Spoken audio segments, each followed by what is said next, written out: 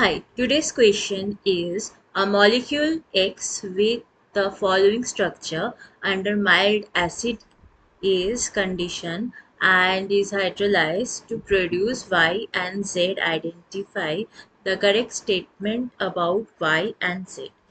So what is the molecule has been given here? It is a double bond, then here it is oxygen and there is another double bond exist and it is undergoing hydrolysis. What will it will be producing then? It will obviously gonna break from here one, and from here our hydrogen will attack another part. It will be oxygen will be there will be tautomerism will be happening right after this, right? So first step of this reaction will produce this plus OH. There will be the double bond and this will undergo tautomerism. Okay, and tautomerism will give one aldehyde. Okay, here double bond oxygen and H, plus it will give you ketone. Shifting is happening, right? All is becoming means alcohol. Here it is alcohol, here is another alcohol, right? Both are alcohol. This double bond shifting is happening, right? And here also same thing is happening, and that's why it is tautomerism right now. uh, Tautomerism in and all means alcohol, in means double bond. Among them the transformation happens, and here it is aldehyde. Which aldehyde it is? 1 2 3, so it is a propanol, and this one is 1 2 3.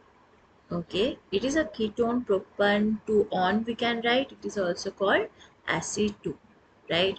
This is your A, Y and Z. The product. Whatever the statement has been given, both Y and Z have same molar mass. Both Y and Z, yes, or will be having 58 molar mass. Y and Z can be distinguished by NaHCO3 from each other. No, it cannot be done by NaHCO3 because these are alcohol and acetone. Next one is Y and Z reacts with HCN at same rate. No, aldehyde in coupling reaction with the HCN system. First step, aldehyde will be higher in the rate than ketone, or here specifically it is acetone.